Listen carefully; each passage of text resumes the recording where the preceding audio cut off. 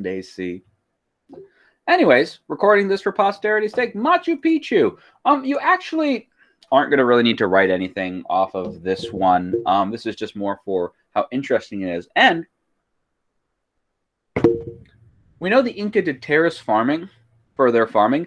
Look at that. That is totally Minecrafting the mountain. Isn't that so silly and cool and amazing and awesome? And can you imagine having to walk up that road right there?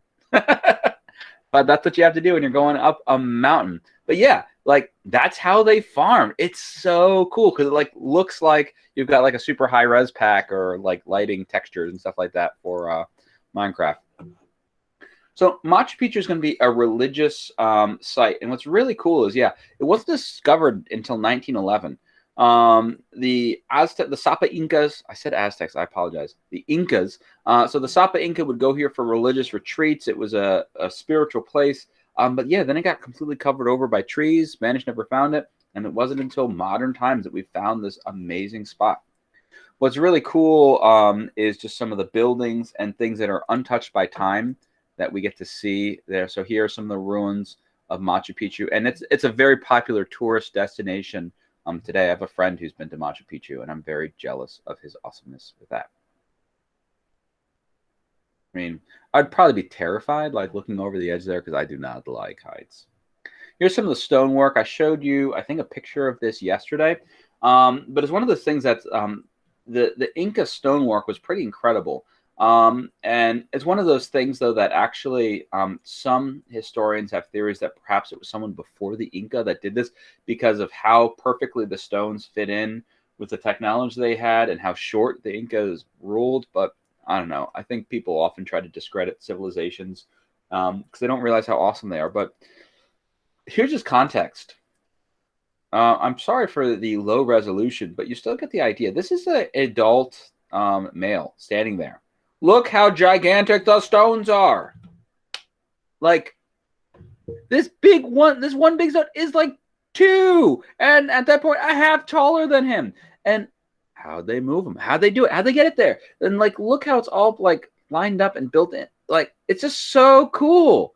It's very impressive. And how did they do it? Because remember, Stone Age technology here. They knew about metal, but you know, Sapa Inca Aiden, he's like rather have some cool jewelry and instead of going and having like metal tools. So that's why he looks so handsome. So Spanish conquest. I guess we probably could have done that yesterday. Oh well. Once again, we have a situation where the Spanish are going to have superior military technology.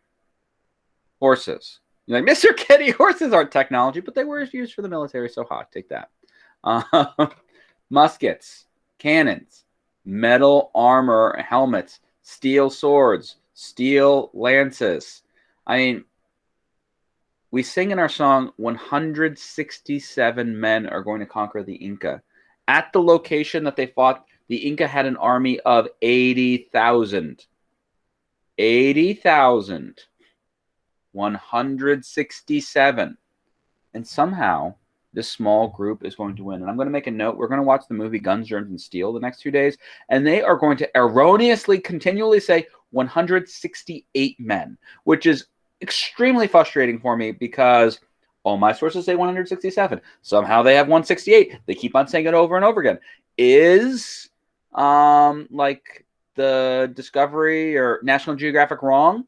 I hope so, because the song doesn't sound as great when he goes 168 men. Now, let's compare that to what the Inca have. Llamas, which as much as Sarah would love to ride to battle on her war llama, that's not something that happened. People did not ride llamas to battle or really do much with llamas except let them eat and take their wool and sometimes eat them for food.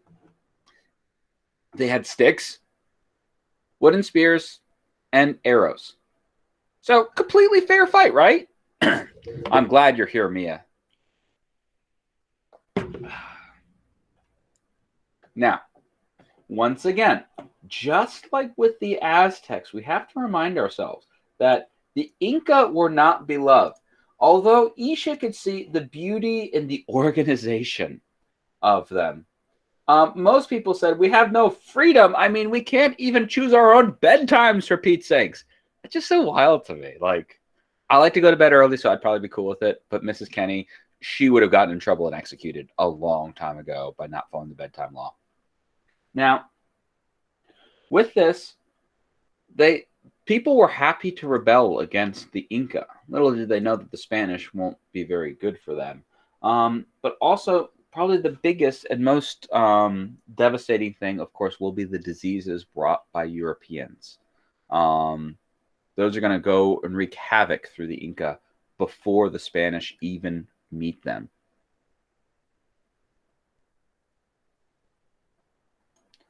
Bizarro. So he's going to be the guy who takes over the Inca Empire. And just like Cortez, he came to the Americas because he wanted to be rich and famous. We're singing the song, they came for God, gold, and glory. Remember, God was their excuse because it really looks good when you're saying to the king, hey, I need some money to go to the New World because I want to convert everybody to know the wonders and love of Christ and Christianity. When they unfortunately showed that, by murdering and massacring and then stealing all their stuff. So really he came for glory and riches. So like we said, we have the 3 Gs, which we always, have to identify. And so the big moment of this is the Cajamarca massacre, which I think I actually pronounced correctly, which once again is 167, not 8, Spaniards. They wind up going and battling and killing over 2,000 Inca and injuring 5,000. So, I mean, even if the whole army of 80,000 isn't there, they killed 2,000. Like, 167. Heck, give them the extra man, 168, even though it doesn't sound good in the song. They take out over 7,000 right there. Yeah, this is a big deal. Now, I don't want to spoil what happens in the video because, like I said, this is like really one of my serious all-time favorite videos. It kind of broke my heart because I found it on YouTube because I normally do the DVD, and apparently other teachers realized its glory and show it to their students, and all those students in the comments are like, I'm complaining because I don't recognize true awesomeness. Those aren't their words. It was more like, this is boring, but it's really not actually. Like, it's reenacted. It's really good, so I don't know what kind of lamos for their namos they are. But I'm not going to spoil how this happens because I want you to see it. But it is still an amazing feat that Bizarro, Francisco, was able to go and pull off.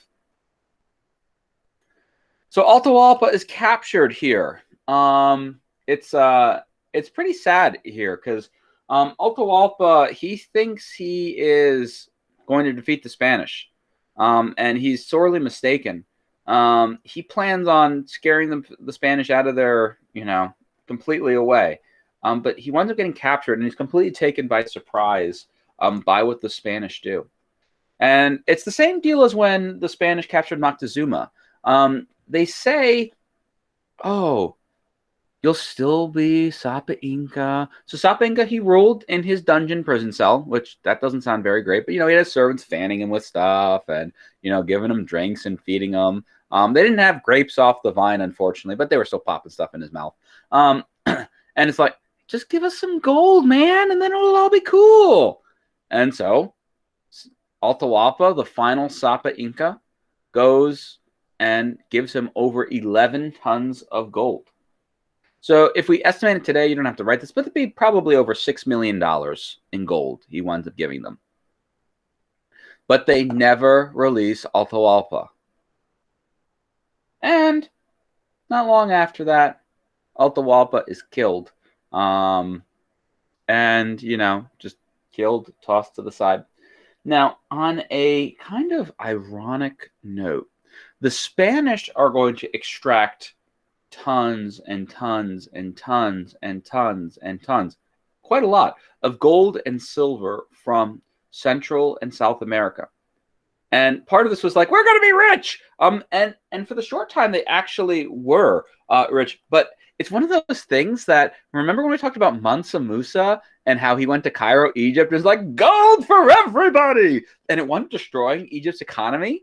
It actually winds up going and screwing up Spain's economy. Super crazy inflation. And Spain which will at one point be probably the strongest, most amazing, powerful European power, is going to wind up totally not long after this because of the inflation, and then just happening to lose an entire fleet because of a storm. Hopefully you guys talked about that when you're in 4th grade. If not, you better talk about it with Mr. Mannix. So Sarah, you tell your daddy when they're in 8th grade, he better talk about the Spanish Armada, okay? You tell your daddy that, Sarah. And yeah, then Spain winds up kind of going back into obscurity. Like, you don't hear about the Spanish much after that. So here's just a picture of Bizarro, all of his gold, and then poor Atahualpa. Poor guy. Yeah, he's garroted, so he's like strangled and stabbed at the same time. It does not seem like a very fun way to go. Here are just some of the few objects that are left remaining. Because unfortunately what happened too, Atahualpa gives all of this gold, and almost all of it is melted down.